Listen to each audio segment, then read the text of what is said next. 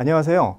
오늘 로봇, 기계시스템공학, 그리고 금호공과대학교라는 제목으로 강연을 하게 될 기계시스템공학과 주백석 교수입니다. 자, 오늘 여러분들이 앞으로 진로를 결정함에 있어서 많은 정보를 드릴 수 있도록 최대한 잘 전달하려고 노력을 할 테니까 잘 들어주시고 여러분들 진로 개발에 도움이 되었으면 좋겠습니다. 자, 제 소개를 간단히 하겠습니다. 저는 기계시스템공학과에서 로봇공학이나 인공지능, 강화학습과 같은 과목을 가르치고 있습니다. 그리고 지능 로보틱스 연구실을 운영을 하면서 다양한 연구과제를 수행을 하고 있고요. 실제로 학생들과 다양한 경진대회를 참여해서 함께 활동하는 걸 아주 좋아합니다. 자, 오늘 저의 발표가 여러분들에게 큰 도움이 됐으면 좋겠습니다. 자, 오늘 이야기할 내용입니다. 제일 먼저 공학과 기계시스템공학이 어떤 건지에 대해서 간단히 소개를 하려고 하고요. 세상에 어떤 로봇들이 있는지 알려드리도록 하겠습니다. 그리고 우리 금호공대 기계시스템공학과가 어떤 학생 활동을 하고 있는지도 알려드릴 거고요. 마지막으로 우리 기계시스템공학과를 졸업한 후에 어떤 진로를 가질 수 있는지도 소개해 드리도록 하겠습니다. 자, 공학 그리고 기계시스템공학. 자, 과학과 공학이 어떻게 다른지, 그리고 기계시스템공학과에서는 무엇을 공부하는지 함께 알아보도록 하겠습니다. 자, 먼저 이 영화의 장면을 잠깐 한번 소개해 드리도록 하겠습니다.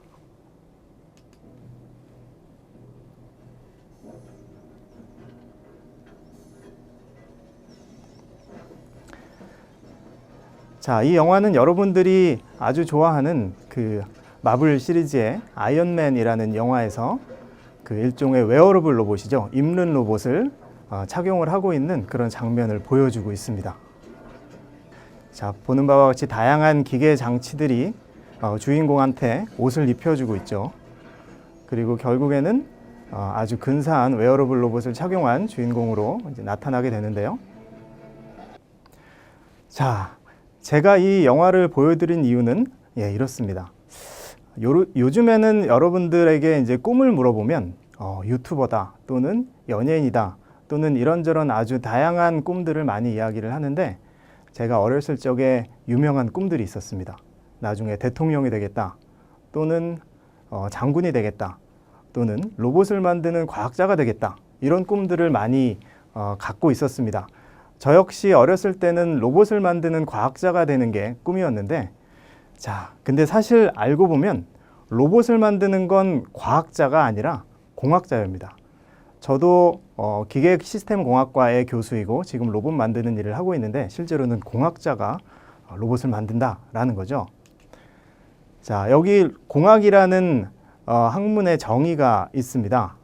자, 여기 보시는 바와 같이 잠깐 읽어볼게요. 자, 천연자원을 인간에게 유용하게 변환시키기 위해서 자연과학의 원리와 방법을 응용하는 공업기술을 다루는 학문, 이것을 공학이라고 하죠. 공학의 어원도 엔진 또는 영리한이란 말이 발명, 고안, 창안하다라는 라틴어에서 유래한 것처럼 이렇게 무언가를 새로 발명하고 만들어내고 그걸 운용하고 하는 것들은 공학이라고 하는 거죠. 그래서 로봇도 사실은 과학자가 아니라 공학자가 만드는 겁니다. 자, 여기에 그 과학과 공학 그리고 기계시스템공학이라고 하는 걸 소개하기 위해서 화면을 준비를 해봤는데요. 자, 여기 한번 보겠습니다. 제일 왼쪽 그림을 보시면 과학에 대해서 소개를 하고 있는데, 자, 이런 특성이 있습니다. 전깃줄에 전류를 흘리면 거기에서부터 이제 자력이 생기는 그런 자연현상이 있습니다. 그런데 이 전깃줄을 여러 바퀴 감아서 전류를 흘려주면 조금 더 센 자석이 되죠. 자, 이런 자연현상을 발견하고 공부하는 거, 이런 건 이제 과학이 되는 겁니다. 그런데 이런 자연현상에 의해서 발생한 그 자력을 회전이라고 하는 가운데 그림인데요. 회전이라는 유용한 특성으로 변환시켜주는 거, 이거를 우리는 공학이라고 합니다. 그리고 마지막으로 공학에는 아주 여러 가지 분야들이 있는데, 제가 소개시켜 드릴 기계시스템 공학이라고 하는 건 회전이라고 하는 이 유용한 특성을 제 로봇에 적용을 시켜서 자동차를 만드는 그 로봇을 운용하는 데 쓰는 거죠. 이것을 우리는 기계 시스템 공학이라고 합니다. 그래서 이런 차이가 있다는 거 알면 좋을 것 같습니다. 자, 기계 시스템 공학이 어떤 학문인지에 대해서 조금만 구체적으로 소개를 하고 넘어가겠습니다. 자, 정의를 한번 볼게요. 힘과 에너지, 여러 가지 전자나 소재나 또는 뭐 산업공학이나 여러 가지 내용들 중에서 힘과 에너지에 관련된 기본 지식을 바탕으로 기계 장치를 설계하고 제작하고 운전하고 그다음에 성능을 진단하고 제어하는 이런 것들을 기계 시스템 공학이라고 합니다. 조금 더 간단히 얘기하면 실생활에 응용될 수 있는 기계 장치를 제작해서 인류에게 편리함을 제공하면 우리는 그것을 기계 시스템 공학이라고 하죠. 자, 우리 금호공과대학교 기계 시스템 공학과에서는 이런 것들을 여러분들에게 가르쳐 주고 있습니다. 이제 어떤 기계 시스템을 만들어내고 제작하기 위해서 컴퓨터 기반의 구조 설계를 한다든지 또는 로봇 공학이나 메카트로닉스를 이용을 해서 이런 일들을 한다든지 또는 차세대 운송수단인 스마트 모빌리티와 같은 것도 여러분들에게 교육을 하고 있고요. 이러한 기계 시스템에 지능을 부여하기 위해서 인공지능 강의도 하고 있습니다. 자, 사실 제 전공이 로봇공학이기 때문에 오늘은 조금 더 로봇이 어떤 것들이 있고 세상에 어떤 로봇이 존재하는지도 한번 소개를 해드리고 우리 금호공대 기계시스템공학과에 오면 어떤 활동들을 로봇과 관련해서 할 수 있는지도 소개해 드리려고 합니다. 자, 제일 첫 번째로 다양한 종류의 로봇들 중에 여러 가지 적용 분야가 있는데 그 중에서 산업용으로 사용되고 있는 로봇의 예를 한번 보여드리도록 하겠습니다. 자, 영상 한번 보시겠습니다.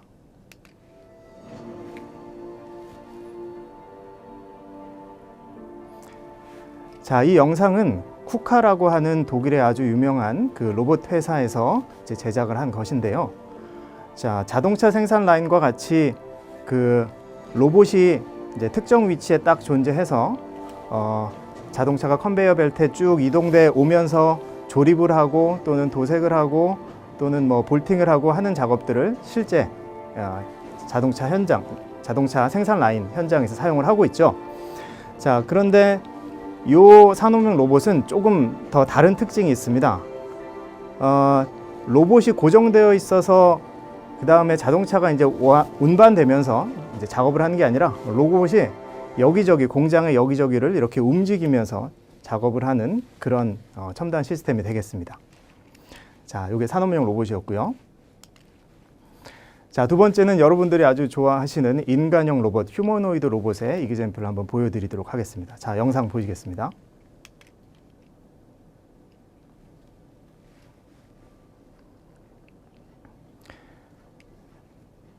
자, 이 로봇은 인간의 형태를 닮았다고 해서 휴머노이드 로봇이라고 하는데 휴머노이드 로봇 중에서 최근에 가장 진보된 기술을 가지고 있다라고 하는 보스턴 다이나믹스라고 하는 회사에서 개발한 아틀라스라고 하는 로봇입니다. 사실 이것도 개발된 지는 벌써 한 6년 정도가 됐는데 자, 이 회사를 우리 현대자동차, 우리 대한민국의 기업이죠. 현대자동차에서 회사를 인수를 해서 우리 한국의 그 자본이 이 로봇 개발에 아주 많이 활용되고 있다라는 거 말씀드리고 싶고요. 자, 여기서는 그냥 평지나 계단 정도를 왔다 갔다 하는 게 아니라 아주 험한 눈까지 덮여 있는 그러한 복잡한 지형을 넘어지지 않고 균형을 잘 유지하면서 걷고 있는 모습을 보여주고 있죠. 자, 이 사진을 보면 마치 인간과 대화하면서 걷는 것 같습니다. 자, 이 영상에서는 로봇이 물건을 들어서 이렇게 그 진열대에 올려놓는 것을 보여주고 있는데 휴머노이드 로봇의 장점은 바로 이런 겁니다. 인간이 사용하고 있는 모든 설비들을 아주 비슷한 크기를 갖고 있기 때문에 같이 사용할 수 있다라는 거고요. 자, 여기서는 이제 로봇을 뭐 학대하는 장면이 아니고 로봇한테는 사실 감정이 있지 않습니다. 자, 여기서 보여주려고 하는 건 로봇이 물건을 집어 올리려고 하는 행동을 할 때 여러 가지 방해 요소가 있음에도 불구하고 자기가 하고자 하는 일을 충분히 할 수 있느냐 이걸 보여주는 그런 영상이 되겠습니다.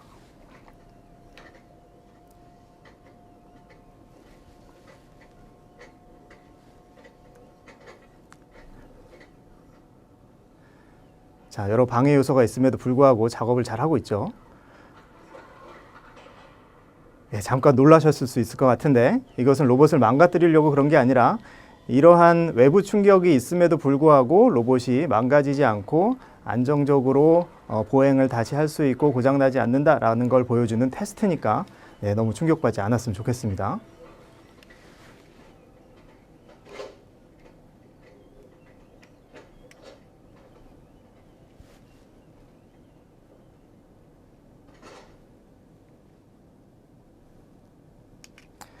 자, 세 번째는 스마트 모빌리티라고 하는 분야인데 이것을 우리는 이동 로봇이라고 하기도 하고 자율주행차를 스마트 모빌리티의 대표적인 분야라고 하는데요. 사실 자동차가 아니냐 로봇이 아니라 이렇게 말할 수도 있지만 실제로 이 자율주행차의 경우에는 로봇 기술, 환경을 인식하고 엔진과 트랜스미션 대신에 모터를 활용하는 등의 그 로봇 기술이 거의 대부분 들어가 있습니다. 자, 여기도 역시 영상을 한번 보도록 하겠습니다.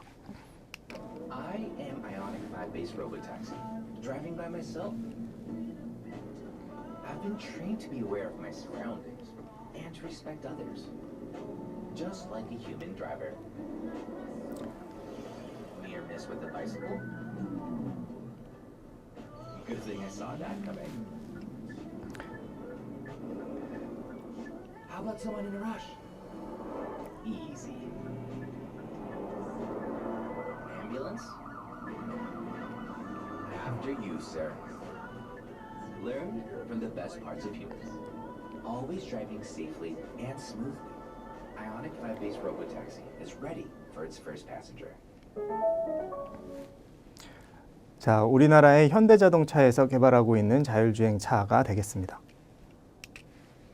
자, 그럼 마지막으로 로봇의 끝판왕이라고 할 수 있는 우주 로봇으로 한번 가보죠. 자, 이렇게 자율주행차도 있지만 그 실내 환경에서 사용되고 있는 로봇이 아니라 다양한 필드 현장에서 사용되는 로봇들이 있습니다. 군사용이나 해양 로봇이나 또는 최근에 화성을 탐사하도록 설계되고 개발되고 실제 화성에 간 그 화성 탐사 로봇이 있죠. 이것도 역시 영상으로 한번 지켜보도록 하겠습니다. We are starting the straighten up and fly right maneuver in preparation for parachute deploy. 자, 이 장면은 최근에 자, 2020년에 화성에 착륙을 한 Perseverance라고 하는 화성 탐사 로봇이 그 화성에 탐사하는 장면을 실제 영상하고 시뮬레이션 영상을 같이 조합해서 만든 그런 것인데요. 자, 여기 보시다시피 어떻게 화성에 로봇이 착륙하는지를 보여주고 있습니다.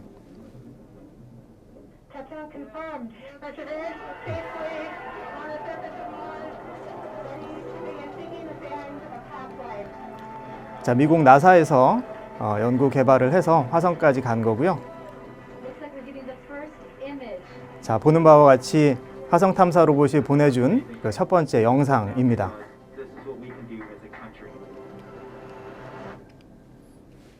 자, 미국 나사에서는 이런 로봇에 대한 연구 개발도 하고 있죠. 자, 이 이외에도 의료용이라든지 또는 마이크로 로봇이라든지 다양한 형태의 로봇들이 존재하고요. 예. 이 정도까지 그 세상에 어떤 로봇이 있는지 한번 보여드렸습니다. 자, 지금부터는 우리 금호공과대학교 기계시스템공학과 학생들이 이 로봇이라는 주제를 가지고 어떤 활동들을 우리나라에서 또는 세계 무대에서 하고 있는지를 함께 보도록 하겠습니다. 자, 몇 가지 사례를 보여주려고 하는데요. 첫 번째는 우리 학교 기계시스템공학과 3학년 학생들입니다. 3학년 학생들과 함께 로봇을 개발을 하고 경진대에 참여한 그런 건데요. 2019년도 작품이고요. 자, 이것은 어떤 계기에 의해서 개발이 됐는지 함께 영상으로 먼저 한번 살펴보겠습니다.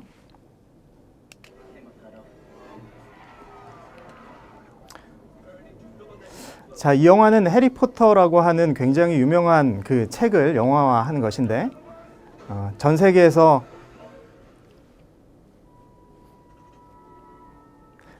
네.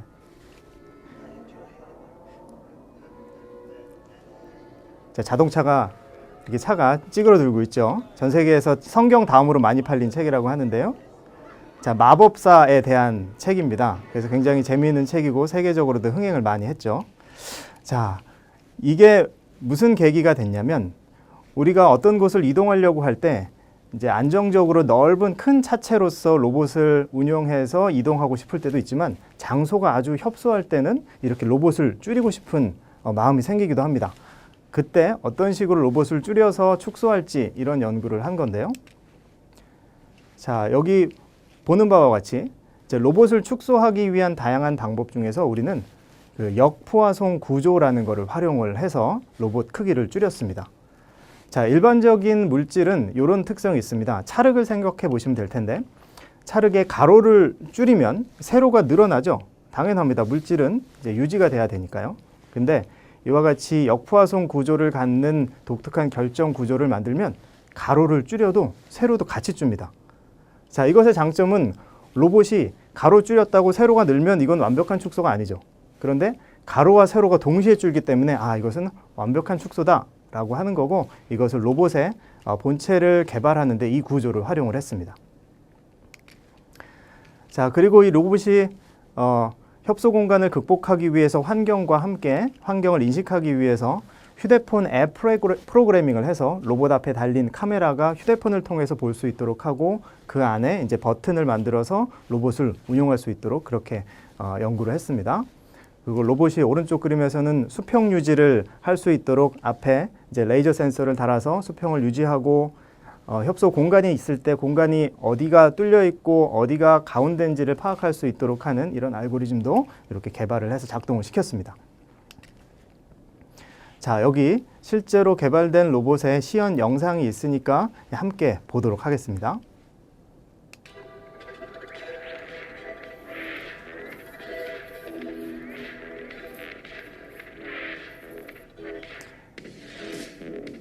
자, 방금 전에 봤던 영화의 장면이죠. 자, 이렇게 보는 바와 같이 로봇이 크기를 줄입니다.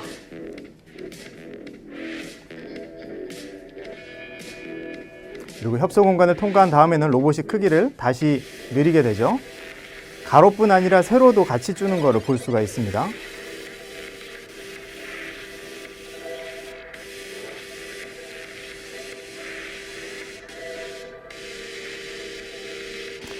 자, 이거는 방금 전에 이제 여러분들이 이 영상을 보면서 특이한 걸 발견할 수 있을 텐데 이 바퀴가 굉장히 독특한 구조를 갖고 있는 걸 알 수 있죠. 자, 이것은 그 보통의 그 휠 주변에 롤러를 배열을 해서 만든 전방향 바퀴라고 하는 건데 이 바퀴를 이용을 하면 로봇이 본체의 방향을 바꾸지 않고서라도 옆으로 대각선으로 어떤 방향이든 움직일 수 있는 그런 독특한 구조의 아주 재미있는 바퀴입니다. 이것을 이 역포화송 구조와 같이 이제 접목을 시켜서 로봇으로 개발을 한 것이죠.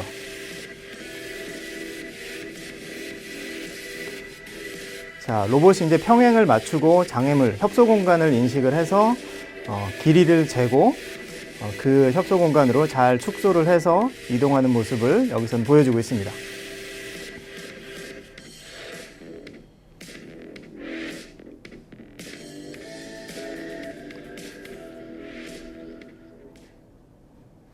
네, 그러면 이 작품을 개발을 해서 우리 학생들이 보여준 성과를 여기 이제 소개를 할 텐데 이제 다양한 경진 대회에 출품을 해서 이 작품이 지능로봇 경진 대회에서 우승을 해서 국무총리상도 받았고요.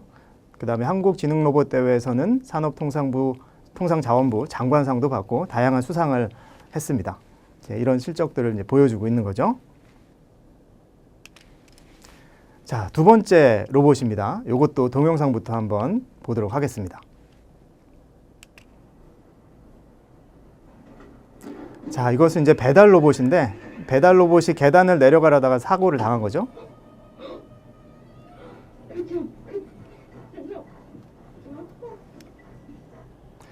자, 안타깝게도 로봇이 그 비평탄한 환경을 극복을 하지 못하고 이제 애를 먹고 있는 그런 장면을 보여주고 있는데, 자, 이것은 개발하는 목적은 이렇습니다.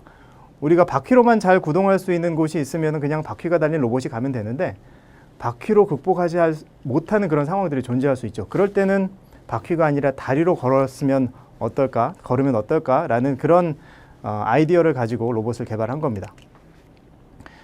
특히 배달이 아니라 군사훈련이나 재해 현장 같은 경우에는 로봇이 굉장히 빨리 고속주행을 할 필요가 있고, 그렇지만 이런 현장에서 장애물이 있을 경우에는 이것을 극복해야 하는 일도 필요한 거죠. 그런데 바퀴주행의 경우에는 고속주행은 되지만 장애물 극복이 어렵고, 다리만 있으면 빨리 뛰어가기가 쉽지는 않습니다. 그래서 상황에 맞게 다리와 바퀴를 함께 가지고 있어서 이를 변형할 수 있는 다리바퀴 가변형 로봇을 개발을 했고요. 2021년도 역시 기계시스템공학과 3학년 학생들의 작품입니다. 자, 여기 보시는 바와 같이 환경을 인식해서 장애물을 만났을 때 바퀴에서 다리로 변형을 해서 장애물을 걸어서 이제 극복을 하는 걸 알 수 있고, 또는 아래 그림에서는 평평한 지형이 아니라 비평탄한 면에서도 다리를 이용을 하면은 평평한 그 본체의 수평을 유지를 할 수 있는 그런 장점이 있죠. 이때는 이제 IMU라고 하는 센서를 활용을 한 건데요. 자, 이 경우도 역시 시연 영상을 한번 보도록 하겠습니다.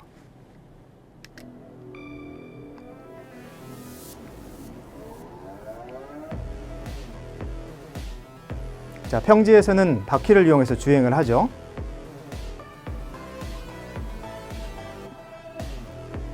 장애물을 만나면 자, 이렇게 앞에 있는 거리 센서가 거리를 측정해서 적정한 곳에 멈추고,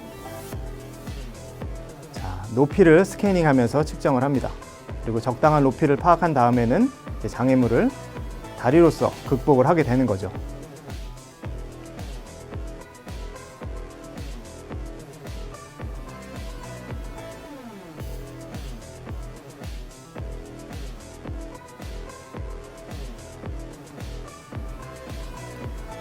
자, 끝에 바퀴가 달려있기 때문에 다리처럼 구동을 하면서도 바퀴의 기능을 다 쓸 수가 있게 됩니다. 그래서 훨씬 장점이 있고, 장애물을 극복한 다음에는 다시 바퀴 모드로 바꿔서 이제 장애물을 이제 평지를 가는 거죠. 자, 이렇게 경사면을 만나면 다리의 길이를 조절을 해서 본체를 수평으로 유지할 수 있는 그런 기능이 있는 거고요. 올라갈 때뿐 아니라 내려갈 때도 마찬가지죠.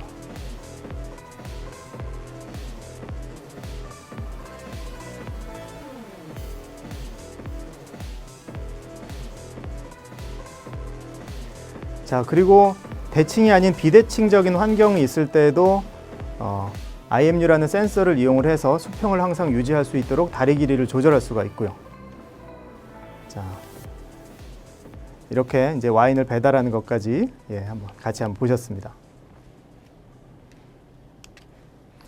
자, 이 친구들도 역시 다양한 경진대회에 나가서 이제 수상을 했는데요. 보시는 바와 같이 국제로봇 콘테스트 서울테크 지능로봇 대회에서 대통령상을 받았고요. 그 외에 국무총리상 또는 여러 이제 수상을 한 결과를 이제 보여주고 있습니다. 자, 이번에는 외국으로 한번 가보겠습니다. 자, 미국에서 열리는 경진대회에 참여한 건데요. 2015년, 17년, 18년 세 차례 참여를 했었고요. 이것은 미국 네바다주에서 열리는 알리스라고 하는 대회인데, 자, 보는 바와 같이 그 알리스라는 제목이 뭐냐면 이제 Rocket Launch for International Student Satellite 이렇게 되어 있는 건데, 이제 로켓을 하늘 위로 날립니다. 그리고 그 로켓 안에 로봇을 집어넣죠. 그리고 그 로봇이 이제 이제 로켓이 하늘로 날아간 다음에 로봇을 그 로켓이 분리가 되면서 그 가운데에 있는 로봇이 이제 빠져나옵니다. 그럼 그 로봇은 이제 어떻게 되든 땅으로 낙하산을 타고 내려가든 또는 날아서 가든 내가 정해진 목적지까지 찾아가는 게 이 대회의 미션입니다. 자, 보는 바와 같이 로켓을 준비해서 드론을 넣고 발사하고 상공 3km까지 위로 올라갑니다. 그 다음에 로켓이 분리가 되고 그 안에서 이제 무엇이 튀어나오는데, 저희 학생들은 이제 드론을 그 안에 집어넣고 얘를 분리시켜서 목적지까지 가도록, 날아서 가도록 그런 전략을 세워서 진행을 했었습니다. 자, 여기서 보는 바와 같이 이 경진대회에 출품을 하기 위해서 로켓에 드론을 집어넣었어야 되는데, 그러기 위해서는 독특한 구조가 필요하죠. 즉 날개가 너무 크기 때문에 날개를 접는 접이식 구조를 고안을 하고 설계해서 3D 프린터로 다 제작을 했습니다. 그리고 이것이 로켓 속에 들어갔다가 나가는 거를 이렇게 모사를 하고 있습니다. 현재.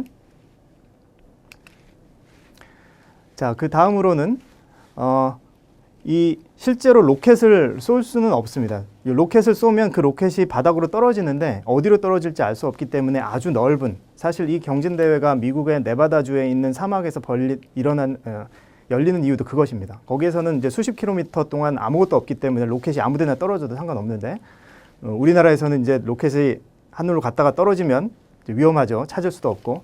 그래서 로켓을 쏠 수 없기 때문에 우리는 어떻게 했냐면 우리 드론을 더 큰 드론에 집어넣어서 그 드론을 하늘로 띄우고 그다음 우리 드론을 그 드론에서 이제 빠져나오게끔 하는 그런 드론 고공 비행개시 실험을 했습니다. 자, 왼쪽에 있는 그 날개가 프로펠러가 이제 8개 달린 요 이제 드론이 이제 그것을 집어넣는, 우리의 드론을 그 안에다 집어넣었다가 바깥으로 내보내주는 역할을 하는 것이고요. 자, 오른쪽에는 실제 실험한 겁니다. 자, 위에 마더 드론, 그 큰 드론이 있고 그 안에 이제 차일드 드론, 작은 드론, 우리 드론이 이제 빠져나가는 걸 보여주고 있죠.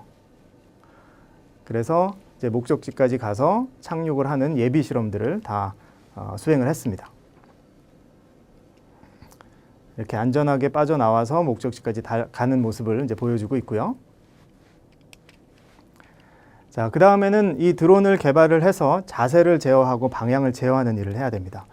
먼저 왼쪽에 있는 영상은, 자, 드론이 항상 수평을 유지해야 하기 때문에 수평을 제어하는 알고리즘을 집어넣고 제어하는 연습을 하는 겁니다. 그리고 휴대폰을 지금 학생이 들고 있는데 이 휴대폰이 일종의 조종 장치입니다. 그래서 휴대폰을 눌러서 수평으로 할지 옆으로 기울일지를 이렇게 조정 신호를 내는 거죠. 그럼 드론은 그 신호를 받아서 각도를 조절을 할 수가 있습니다. 수평 제어를 하는 거죠. 자, 수평뿐 아니라 방향도 잘 알아야 되죠. 원하는 목적지까지 가려면 방향 제어도 굉장히 중요합니다.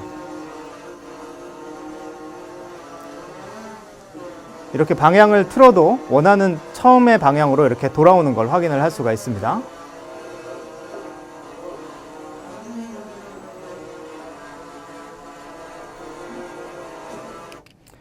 네, 이제 현지 로켓 발사 준비하는 화면인데요.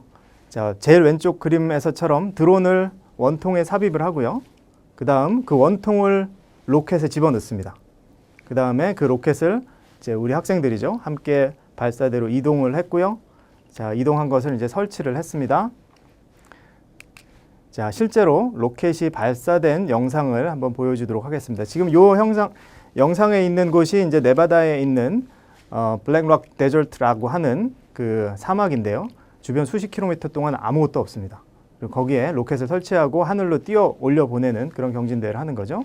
같이 한번 보시겠습니다. 5, 4, 3, 2, 1, fire!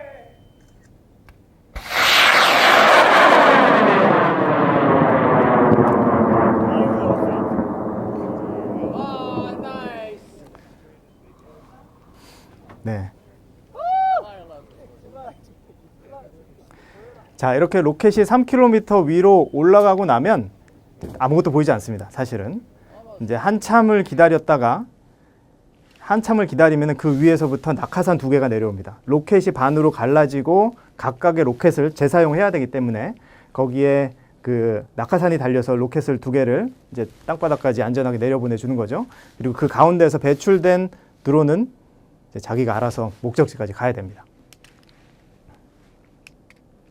자, 여기 대회 결과인데요. 왼쪽 사진이 우리 드론의 모습을 보여주고 있는데, 자, 여기가 목적지입니다. 우리 드론이 여기 있죠. 거리가 한 80m 정도 됩니다. 목적지에서부터 80m 정도까지 가까이 간 건데, 실제로 뭐 몇 킬로미터에 해당하는 굉장히 먼 거리 중에서 80km면 거의 목적지까지 간 거죠. 자, 여기 영상에서는 우리가 로켓을 쏜 장소, 그 다음 목적지가 있습니다. 자, 여기가 이제 플라잉 스타트인데, 여기서는 우리 그 드론이 작동을 하기 시작한, 이제 분리가 돼서 작동하기 시작한 위치가 되는데, 운이 좋게도 우리 로켓이 목적지 쪽으로 약간 기울어져 있었던 거죠. 거기서 비행을 시작하고 자, 이렇게 비행을 통해서 목적지까지 도달을 했고요. 드론에 있는 그 저장 장치의 위치와 그 제어 정보들이 다 있어서 이 기록을 제출을 하면 이제 거기서 이제 평가를 하는 거죠. 자, 여기가 이제 최종 목적지가 되겠습니다. 자, 이렇게 해서 여기 대회에서도 국제 경진 대회에서도 이제 테크놀로지 어워드를 수상을 했고요. 이 결과는 이제 국내 다양한 방송 매체에서 이제 소개가 돼서 신문 기사로 많이 나와 있습니다. 자, 여기까지가 우리 기계시스템공학과 학생들이 했던 그런 활동들을 보여주고 있고요. 자, 여기서부터는 기계시스템공학과 학생들이 졸업을 한 후에는 어떤 일을 하게 될지에 대해서 간단히 소개를 해드리도록 하겠습니다. 자, 그러려면 우선 기계시스템공학의 학문 분야하고 관련 산업을 좀 알 필요가 있는데, 자, 이 기계 또는 로봇 또는 자동차 이런 것들을 만들기 위해서는 왼쪽에 있는 것처럼 기계 메커니즘을 설계를 하고 로봇을 이용해서 제작을 하고 오퍼레이션을 하고 하는 것들이 필요하죠.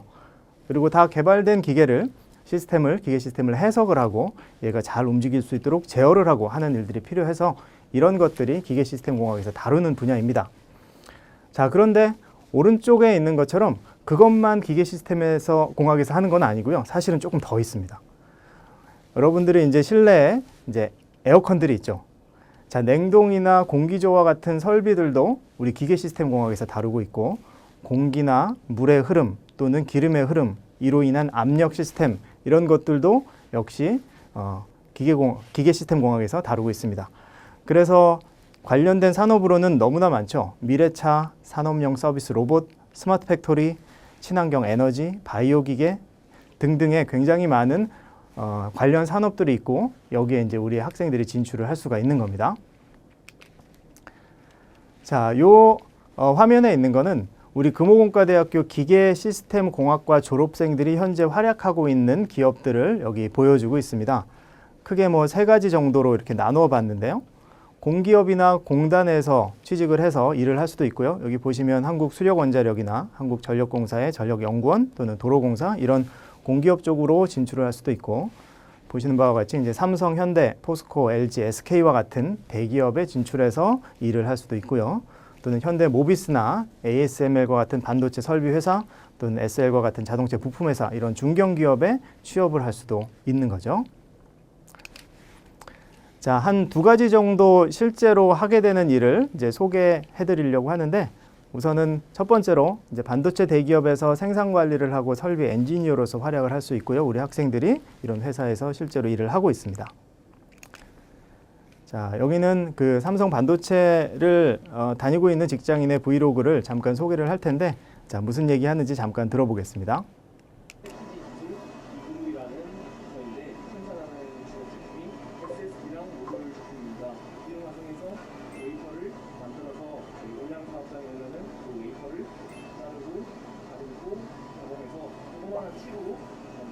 자, 이와 같이 이제 대기업 생산관리 설비 엔지니어로서 일을 할 수도 있고요. 자, 실제로 연구소에서 로봇이나 자동차나 배나 비행기나 이런 것들을 만들고 연구하는 일을 할 수도 있습니다. 현대나 가운데 배달의 민족은 사실 이제 로봇을 배달을 하기 위한 로봇을 만드는 일을 지금 많이 하고 있어서 이제 사람들을 채용해서 일을 하고 있고요. 국방과학연구소에서도 비행기 수직 이착륙 그림이죠. 이런 기계에 관련된 제어 인력들을 많이 필요로 하고 있습니다. 자, 여기서는 그 MBC 아무튼 출근에 나와 있던 방송됐던 영상을 잠깐 보겠습니다. 이 삐사라고 하는 걸로 봐서 배달의 민족이죠. 로봇을 만들려고 하는데 광교에 처음 가기도 했고 해서 세부 지도를 업데이트하고 주행 경로를 입력하는 작업을 새로 했어요. 오케이. 네, 연결됐다. 네, 이렇게 연구개발 일을 실제로 할 수도 있죠. 자, 여기까지 이제 기계시스템공학과를 졸업한 뒤에 하게 되는 일에 대해서 이제 소개를 해드렸습니다. 자, 마지막으로 맺은 말을 하려고 하는데요. 제목이 사람을 위한 공학 글로벌 아이콘인데, 자, 여기 사진 한 장을 보여드리겠습니다. 자, 제목은 지구 공학 사람이죠. 자, 이게 뭐냐면 이제 아프리카 그 케냐에 있는 어린이의 사진을 찍어 놓은 건데, 보시다시피 어린이들이 물통에 물을 담아서 짊어지고 가고 있죠. 자, 여러분들이 사실은 우리나라에 살면서 물을 먹는 게 어렵지는 않습니다. 뭐 어딜 가든 정수기도 있고 냉장고를 열어보면 항상 물이 있죠. 그런데 어느 나라에는 이 물이 없습니다. 물을 먹는 게 굉장히 중요한 일이 돼서 어린이도 이 물을 길어서 가져오기 위해서 매일 6km씩을 걷습니다. 굉장히 먼 길인데 이거를 큰 물통을 이고 매일같이 걸어야 되는 거죠. 이제 이 어린이들한테는 이 물을 자기가 갖고 오지 않으면 가족이 물을 먹지 못합니다. 자, 그런데 이런 사람들을 위해서 이 공학이 할 수 있는 일이 있습니다. 이 공학의 기술들을 적절히 잘 활용하면 이런 어린이들을 도울 수가 있는데요. 자, 이거 보시면 자, 어떻습니까? 자, 물통을 동그랗게 만든 거죠. 둥글게. 그리고 손잡이를 달았습니다. 자, 회전이라고 하는 간단한 공학적 원리를 이용하면 이렇게 물을 힘든 물, 무거운 물을 드는 힘든 일을 하지 않아도 되죠. 그리고 한 번에 많은 물을 운반할 수도 있기 때문에 어린이들이 일을 조금 덜 해도 되고 이 물을 길어오는 일 대신에 공부를 더 할 수도 있는 거죠. 자, 이렇게 우리 공학이 사람을 위해서 사용될 수 있다는 겁니다. 자, 여기 금호공과대학교의 인재상을 보여주고 있는데요. 그 인재상은 글로벌 아이콘입니다. 각각의 의미가 있습니다. 자, 글로벌은 포괄적이고 총체적으로 사용할 수 있는 사고할 줄 아는 통섭형 인재. 인터랙티브 I는 상대를 배려하고 소통하는 능력을 가진 소통형 인재. 크리에이티브는 복잡한 문제 해결 능력과 전문성을 겸비한 창의형 인재. 오버커밍 O는 변화에 대한 예측력과 유연한 대응력을 가지고 새로운 것 기꺼이 도전하며 난관을 극복하는 그런 인재고요. 마지막 N, 네트워킹은 지역사회, 국가, 그리고 세계와 함께 성장하고 봉사하는 협업형 인재입니다. 우리 금호공과대학교에서는 이런 인재를 길러내기 위해서 열심히 노력하고 가르치고 전문적인 기술도 익히게 하고 이런 훌륭한 사람이 되도록 열심히 노력하고 있습니다.